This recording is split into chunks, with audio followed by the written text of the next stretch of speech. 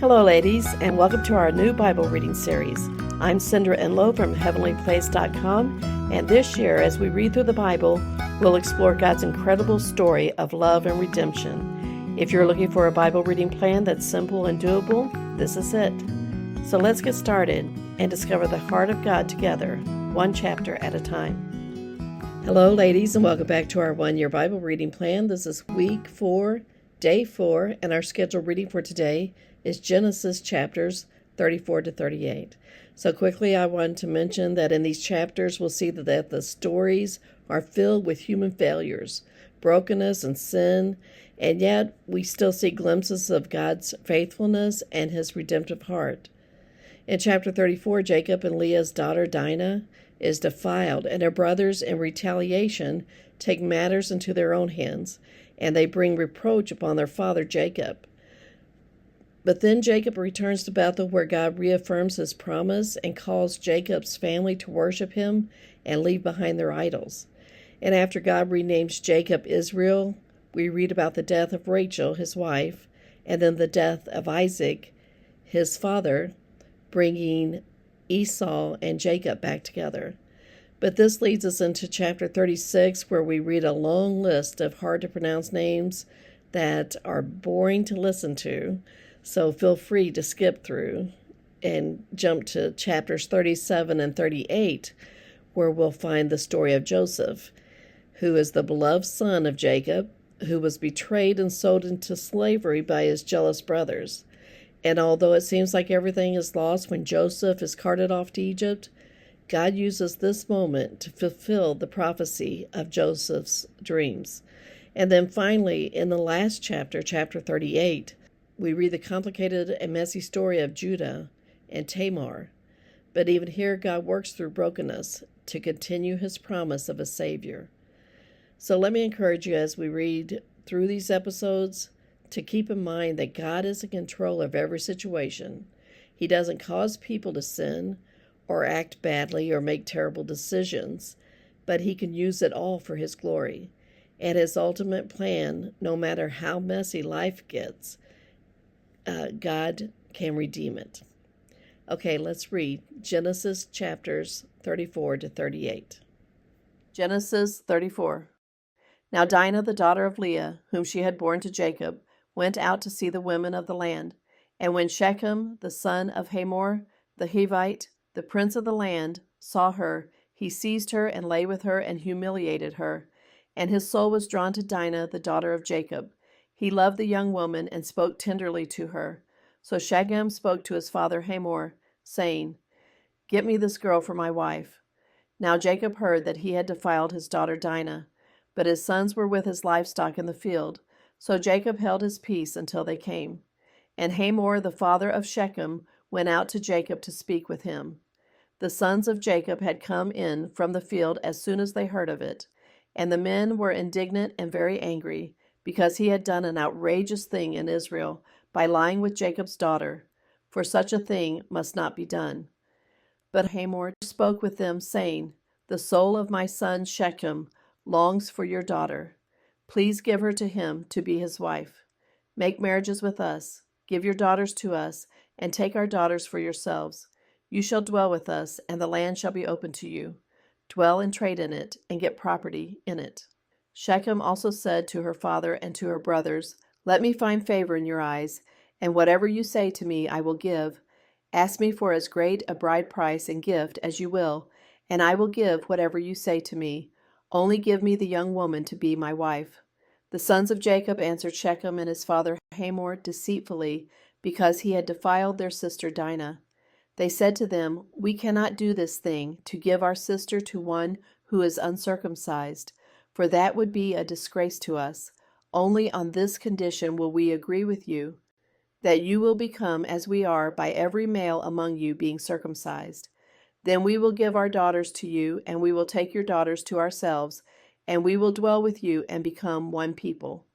But if you will not listen to us and be circumcised, then we will take our daughter, and we will be gone." Their words pleased Hamor and Hamor's son Shechem, and the young man did not delay to do the thing, because he delighted in Jacob's daughter. Now he was the most honored of all his father's house. So Hamor and his son Shechem came to the gate of their city and spoke to the men of their city, saying, These men are at peace with us. Let them dwell in the land and trade in it. For behold, the land is large enough for them. Let us take their daughters as wives, and let us give them our daughters. Only on this condition will the men agree to dwell with us to become one people. When every male among us is circumcised as they are circumcised, will not their livestock, their property, and all their beasts be ours? Only let us agree with them, and they will dwell with us. And all who went out of the gate of his city listened to Hamor and his son Shechem, and every male was circumcised, all who went out of the gate of his city. On the third day, when they were sore, two of the sons of Jacob, Simeon and Levi, Dinah's brothers, took their swords and came against the city while it felt secure and killed all the males.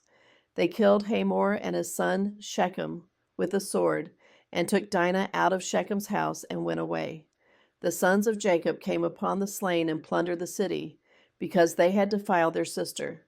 They took their flocks and their herds, their donkeys, and whatever was in the city and in the field, all their wealth, all their little ones and their wives, all that was in the houses, they captured and plundered. Then Jacob said to Simeon and Levi, You have brought trouble on me by making me stink to the inhabitants of the land, the Canaanites and the Perizzites.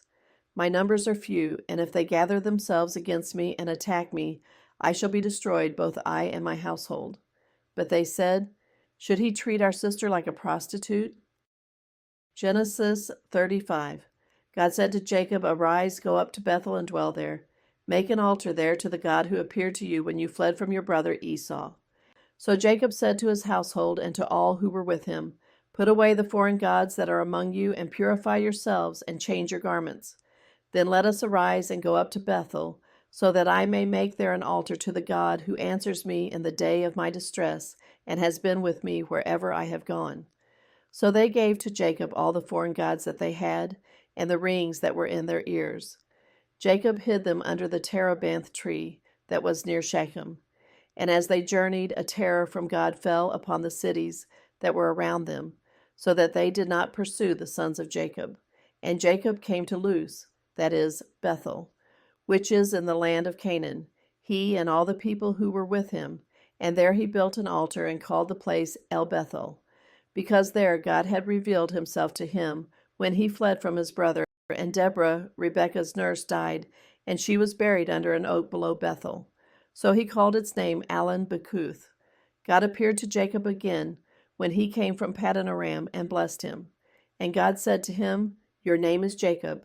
No longer shall your name be called Jacob, but Israel shall be your name. So he called his name Israel. And God said to him, I am God Almighty. Be fruitful and multiply. A nation and a company of nations shall come from you, and kings shall come from your own body. The land that I gave to Abraham and Isaac I will give to you, and I will give the land to your offspring after you. Then God went up from him in the place where he had spoken with him, and Jacob set up a pillar in the place where he had spoken with him, a pillar of stone. He poured out a drink offering on it and poured oil on it. So Jacob called the name of the place where God had spoken with him Bethel. Then they journeyed from Bethel. When they were still some distance from Ephrath, Rachel went into labor, and she had hard labor. And when her labor was at its hardest, the midwife said to her, Do not fear, for you have another son. And as her soul was departing, for she was dying, she called his name Ben-Oni, but his father called him Benjamin.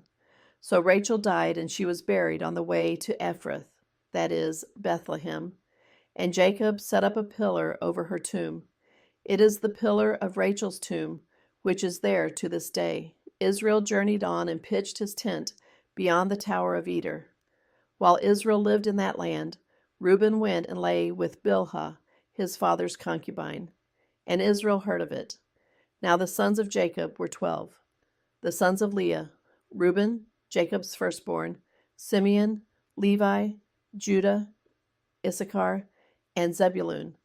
The sons of Rachel, Joseph and Benjamin. The sons of Bilhah, Rachel's servant, Dan and Naphtali. The sons of Zilpah, Leah's servant, Gad and Asher. These were the sons of Jacob who were born to him in Paddan Aram. And Jacob came to his father Isaac at Mamre. or Kiriath Arba, that is, Hebron, where Abraham and Isaac had sojourned. Now the days of Isaac were 180 years, and Isaac breathed his last, and he died and was gathered to his people, old and full of days, and his sons Esau and Jacob buried him. Genesis 36.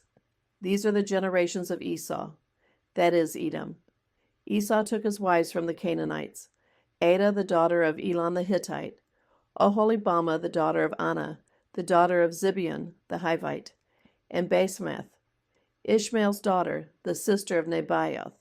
And Adah bore to Esau Eliphaz. Basemath bore Reuel, and Oholibamah bore Jush, Jalam, and Korah. These are the sons of Esau who were born to him in the land of Canaan. Then Esau took his wives, his sons, his daughters, and all the members of his household, his livestock, all his beasts, and all his property that he had acquired in the land of Canaan. He went into a land away from his brother Jacob, for their possessions were too great for them to dwell together. The land of their sojournings could not support them because of their livestock. So Esau settled in the hill country of Seir. Esau is Edom. These are the generations of Esau, the father of the Edomites, in the hill country of Seir. These are the names of Esau's sons: Eliphaz, the son of Adah, the wife of Esau; Reuel, the son of Basemath, the wife of Esau. The sons of Eliphaz were Teman, Omar, Zepho, Gatam, and Kenaz. Timnah was a concubine of Eliphaz, Esau's son. She bore Amalek to Eliphaz. These are the sons of Adah, Esau's wife. These are the sons of Reuel: Nahath, Zerah, Shammah, and Mizah. These are the sons of Basemath, Esau's wife. These are the sons of Oholibamah, the daughter of Anah, the daughter of Zibeon, Esau's wife. She bore to Esau Josh, Jalam, and Korah. These are the chiefs of the sons of Esau, the sons of Eliphaz, the firstborn of Esau. The chiefs Teman, Omar, Zepho, Kenaz, Korah, Gatam, and Amalek. These are the chiefs of Eliphaz in the land of Edom. These are the sons of Adah. These are the sons of Reuel, Esau's son. The chiefs Nahath, Zerah, Shammah, and Mizah. These are the chiefs of Reuel in the land of Edom. These are the sons of Basemath, Esau's wife.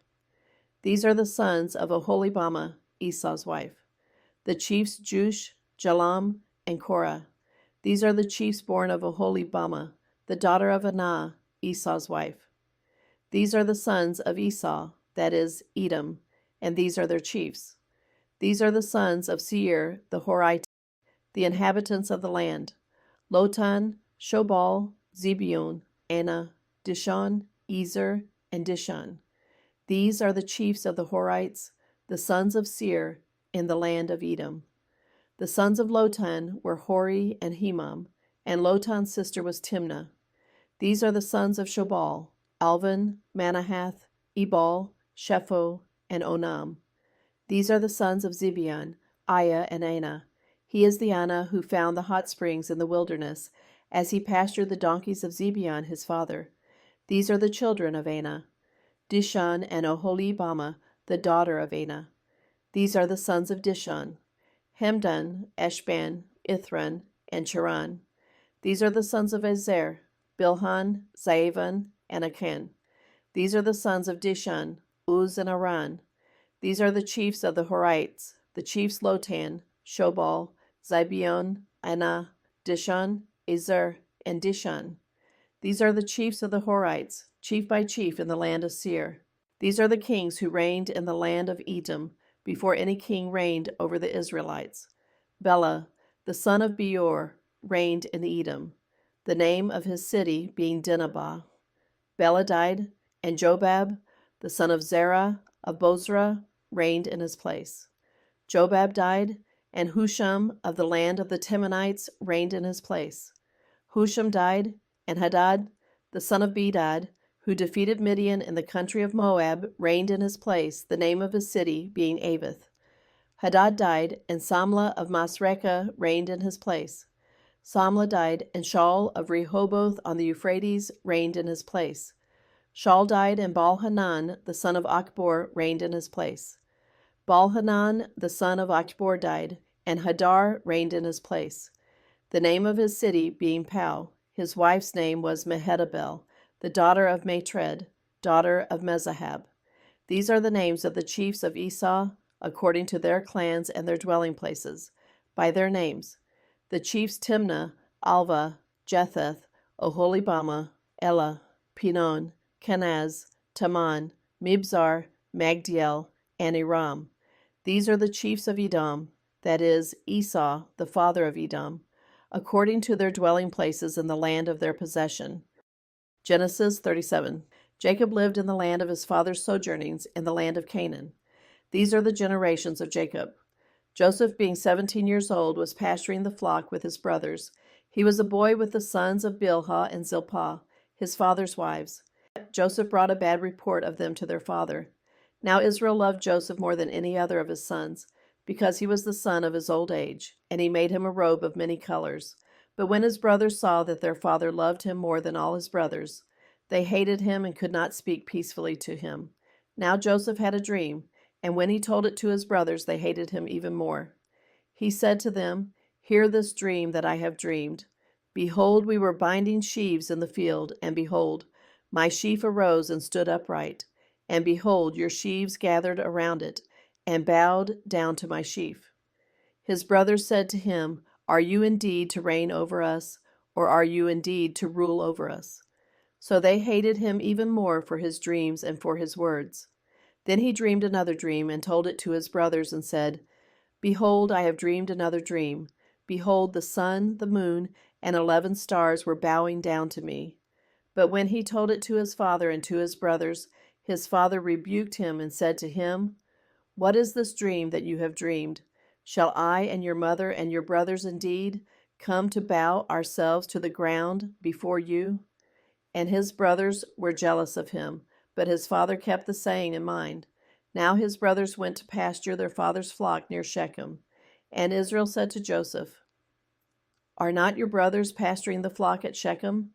Come, I will send you to them." And he said to him, "Here I am." So he said to him, "Go now, see if it is well with your brothers and with the flock, and bring me word." So he sent him from the valley of Hebron, and he came to Shechem, and a man found him wandering in the fields. And the man asked him, "What are you seeking?" "I am seeking my brothers," he said. "Tell me, please, where they are pasturing the flock." And the man said, "They have gone away, for I heard them say, 'Let us go to Dothan.'" So Joseph went after his brothers and found them at Dothan. They saw him from afar, and before he came near to them, they conspired against him to kill him.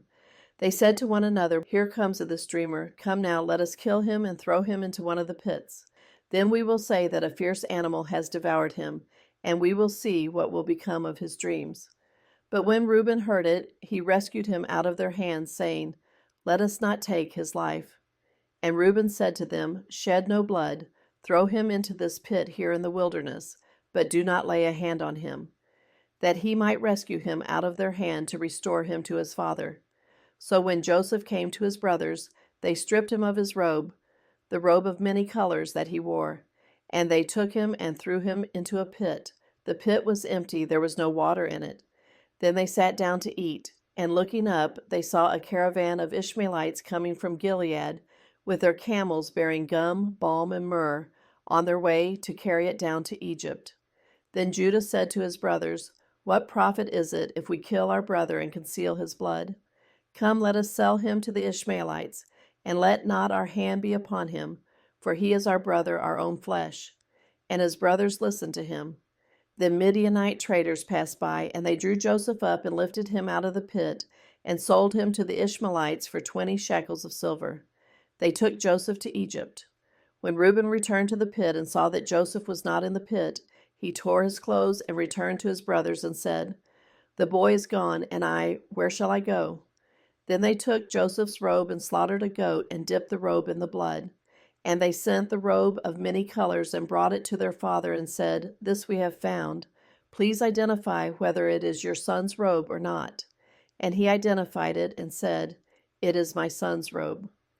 A fierce animal has devoured him. Joseph is without doubt torn to pieces." Then Jacob tore his garments and put sackcloth on his loins and mourned for his son many days. All his sons and all his daughters rose up to comfort him, but he refused to be comforted and said, "No, I shall go down to Sheol to my son, mourning." Thus his father wept for him. Meanwhile the Midianites had sold him in Egypt to Potiphar, an officer of Pharaoh, the captain of the guard. Genesis 38. It happened at that time that Judah went down from his brothers and turned aside to a certain Adullamite, whose name was Hira. There Judah saw the daughter of a certain Canaanite, whose name was Shua. He took her and went in to her, and she conceived and bore a son, and he called his name She conceived again and bore a son, and she called his name Onan. Yet again she bore a son, and she called his name Shelah. Judah was in Chezib when she bore him, and Judah took a wife for his firstborn, and her name was Tamar. But Judah's firstborn, was wicked in the sight of the Lord, and the Lord put him to death. Then Judah said to Onan, "Go into your brother's wife and perform the duty of a brother-in-law to her, and raise up offspring for your brother." But Onan knew that the offspring would not be his, so whenever he went in to his brother's wife, he would waste the semen on the ground, so as not to give offspring to his brother. And what he did was wicked in the sight of the Lord, and he put him to death also. Then Judah said to Tamar his daughter-in-law, "Remain a widow in your father's house, till Shelah my son grows up," for he feared that he would die like his brothers. So Tamar went and remained in her father's house. In the course of time the wife of Judah, Shua's daughter, died. When Judah was comforted, he went up to Timnah to his sheep-shearers, he and his friend Hira the Adullamite. And when Tamar was told, "Your father-in-law is going up to Timnah to shear his sheep," she took off her widow's garments and covered herself with a veil, wrapping herself up, and sat at the entrance to Enaim, which is on the road to Timnah. For she saw that Shelah was grown up, and she had not been given to him in marriage. When Judah saw her, he thought she was a prostitute, for she had covered her face. He turned to her at the roadside and said, "Come, let me come in to you." For he did not know that she was his daughter-in-law. She said, "What will you give me that you may come in to me?" He answered, "I will send you a young goat from the flock." And she said, "If you give me a pledge until you send it." He said, "What pledge shall I give you?" She replied, "Your signet and your cord and your staff that is in your hand." So he gave them to her and went in to her, and she conceived by him. Then she arose and went away, and taking off her veil, she put on the garments of her widowhood. When Judah sent the young goat by his friend the Adullamite to take back the pledge from the woman's hand, he did not find her. And he asked the men of the place, "Where is the cult prostitute who was at Enaim at the roadside?" And they said, "No cult prostitute has been here." So he returned to Judah and said, "I have not found her." Also the men of the place said, "No cult prostitute has been here." And Judah replied, "Let her keep the things as her own, or we shall be laughed at. You see, I sent this young goat, and you did not find her." About 3 months later, Judah was told, "Tamar, your daughter-in-law, has been immoral. Moreover, she is pregnant by immorality." And Judah said, "Bring her out and let her be burned." As she was being brought out, she sent word to her father-in-law, "By the man to whom these belong, I am pregnant." And she said, "Please identify whose these are, the signet and the cord and the staff." Then Judah identified them and said, "She is more righteous than I, since I did not give her to my son Shelah." And he did not know her again. When the time of her labor came, there were twins in her womb. And when she was in labor, one put out a hand, and the midwife took and tied a scarlet thread on his hand, saying, "This one came out first." But as he drew back his hand, behold, his brother came out. And she said, "What a breach you have made for yourself." Therefore his name was called Perez. Afterward his brother came out with the scarlet thread on his hand, and his name was called Zerah.